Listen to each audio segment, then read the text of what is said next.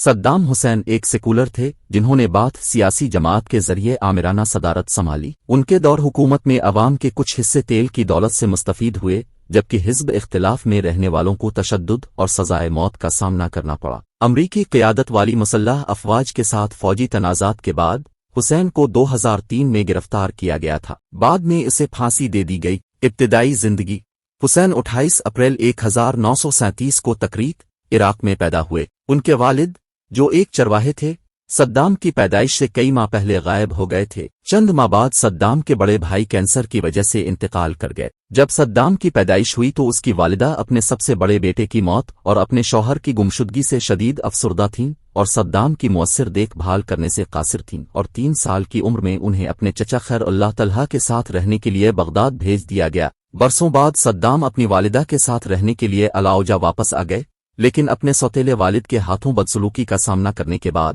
وہ بغداد فرار ہو گئے تاکہ ایک عقیدت مند سنی مسلمان اور پرجوش عرب قوم پرست طلحہ کے ساتھ دوبارہ رہ سکیں، جس کی سیاست کا نوجوان صدام پر گہرا اثر پڑے گا۔ 1957 میں بغداد کے قوم پرست القرا سیکنڈری اسکول میں تعلیم حاصل کرنے کے بعد 20 سال کی عمر میں صدام نے باس پارٹی میں شمولیت اختیار کی، جس کا حتمی نظریاتی مقصد مشرق وسطی میں عرب ریاستوں کا اتحاد تھا۔ 7 اکتوبر 1959 کو صدام اور باس پارٹی کے دیگر ارکان نے عراق کے اس وقت کے صدر عبد الکریم قاسم کو قتل کرنے کی کوشش کی، جن کی نوزائیدہ متحدہ عرب جمہوریہ میں شمولیت اور عراق کی کمیونسٹ پارٹی کے ساتھ اتحاد کی مزاحمت نے انہیں باسیوں کے ساتھ اختلافات میں ڈال دیا تھا۔ قاتلانہ حملے کے دوران قاسم کا ڈرائیور مارا گیا اور قاسم کو کئی بار گولی ماری گئی، لیکن وہ بچ گیا۔ صدام کی ٹانگ میں گولی لگی تھی۔ بہت سے قاتل پکڑے گئے، ان پر مقدمہ چلایا گیا اور انہیں پھانسی دے دی گئی، لیکن صدام اور کئی دیگر شام فرار ہونے میں کامیاب ہو گئے، جہاں صدام مصر فرار ہونے سے پہلے تھوڑی دیر رہے،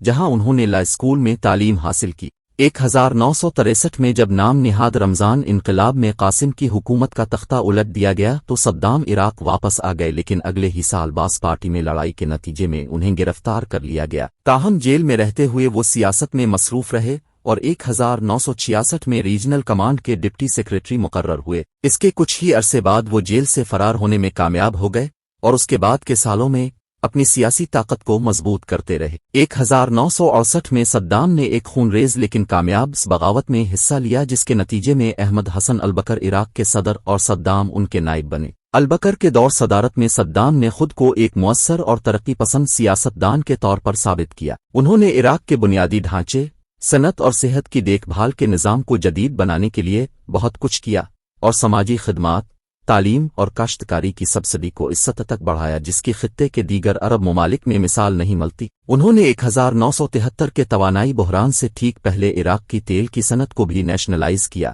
جس کے نتیجے میں ملک کو بڑے پیمانے پر آمدنی ہوئی۔ تاہم اسی عرصے کے دوران صدام نے عراق کے پہلے کیمیائی ہتھیاروں کے پروگرام کو تیار کرنے میں مدد کی اور بغاوتوں سے بچنے کے لیے ایک طاقتور حفاظتی نظام تشکیل دیا، جس میں بسنیم فوجی گروہ اور پیپلز آرمی دونوں شامل تھے، اور جو اپنے مقاصد کے حصول کے لیے اکثر تشدد، عصمت دوری اور قتل کا استعمال کرتے تھے۔ 1979 میں جب البکر نے عراق اور شام کو متحد کرنے کی کوشش کی تو صدام نے البکر کو مستعفی ہونے پر مجبور کر دیا اور 16 جولائی 1979 کو صدام عراق کے صدر بن گئے۔ ایک ہفتہ سے بھی کم عرصے کے بعد انہوں نے باس پارٹی کی مجلس بلائی۔ اجلاس کے دوران 68 ناموں کی فہرست زور و شور سے پڑھی گئی اور فہرست میں شامل ہر شخص کو فوری طور پر گرفتار کر کے کمرے سے نکال دیا گیا۔ ان 68 میں سے سبھی پر غداری کا مقدمہ چلایا گیا اور 22 کو سزائے موت سنائی گئی۔ اگست 1979 کے اوائل تک صدام کے سینکڑوں سیاسی مخالفین کو پھانسی دے دی گئی تھی۔ دہائیوں سے جاری تنازع: جس سال صدام نے اقتدار سنبھالا اسی سال آیت اللہ خمینی نے عراق کے شمال مشرقی ہمسایہ ملک ایران میں ایک کامیاب اسلامی انقلاب کی قیادت کی۔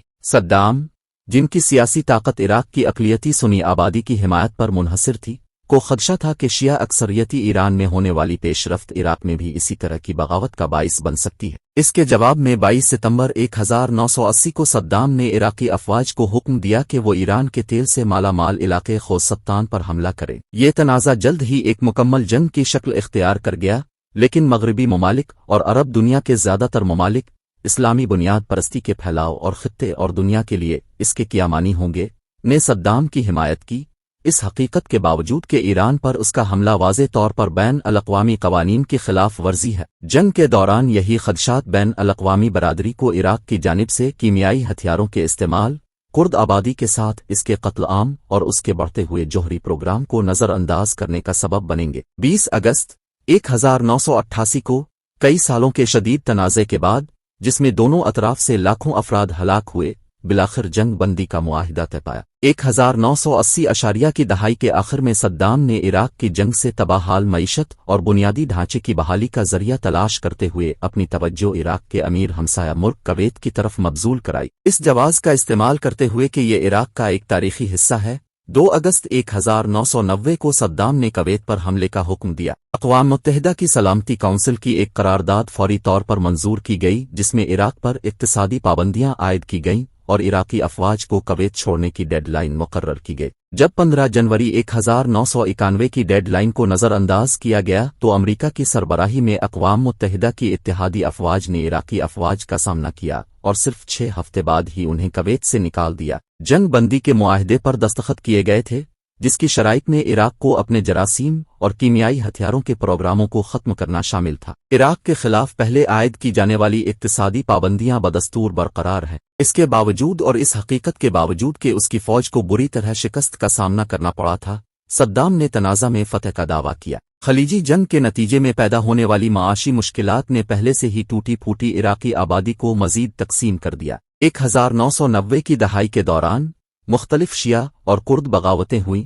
لیکن باقی دنیا نے ایک اور جنگ، کرد آزادی، ترکی کے معاملے میں کا اسلامی بنیاد پرستی کے پھیلاؤ کے خوف سے ان بغاوتوں کی حمایت کرنے کے لیے بہت کم کچھ نہیں کیا، اور بالآخر صدام کی بڑھتی ہوئی جابرانہ سیکیورٹی فورسز نے انہیں کچل دیا۔ اس کے ساتھ ساتھ عراق بھی بین الاقوامی سطح پر سخت جانچ پڑتال کی زد میں رہا۔ 1993 میں جب عراقی افواج نے اقوام متحدہ کی جانب سے نافذ کردہ نو فلائی زون کی خلاف ورزی کی تو امریکہ نے بغداد پر نقصان دہ میزائل حملہ کیا۔ 1998 میں نو فلائی زون کی مزید خلاف ورزیوں اور عراق کے اپنے ہتھیاروں کے پروگراموں کو مبینہ طور پر جاری رکھنے کے نتیجے میں عراق پر مزید میزائل حملے ہوئے، جو فروری 2001 تک وقفے سے ہوتے رہے۔ صدام کا زوال، بش انتظامیہ کے ارکان کو شبہ تھا کہ حسین حکومت کے اسامہ بن لادن کی القاعدہ تنظیم کے ساتھ تعلقات ہیں۔ جنوری 2002 میں اپنے اسٹیٹ آف دی یونین خطاب میں امریکی صدر جارج ڈبلیو بش نے ایران اور شمالی کوریا کے ساتھ عراق کو اپنے نام نہاد برائی کے محور کا حصہ قرار دیا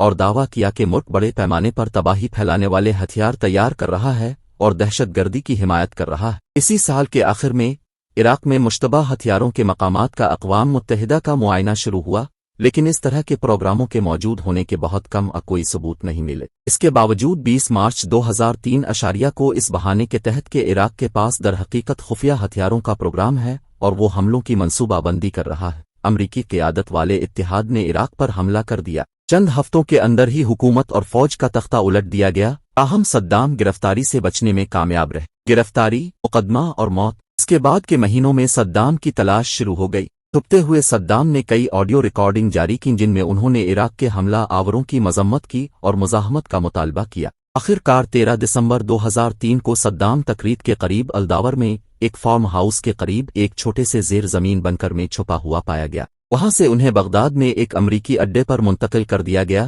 جہاں وہ 30 جون 2004 تک رہیں گے، جب انہیں انسانیت کے خلاف جرائم کے مقدمے کا سامنا کرنے کے لیے باضابطہ طور پر عبوری عراقی حکومت کے حوالے کر دیا گیا تھا۔ اس کے بعد کے مقدمے کے دوران صدام ایک جارحانہ مدعا علیہ ثابت ہوتا تھا، جو اکثر عدالت کے اختیار کو چیلنج کرتا تھا، اور 5 نومبر 2006 کو صدام کو مجرم پایا گیا اور سزائے موت سنائی گئی۔ سزا کے خلاف اپیل کی گئی تھی، لیکن آخرکار اپیل کی عدالت نے اسے برقرار رکھا۔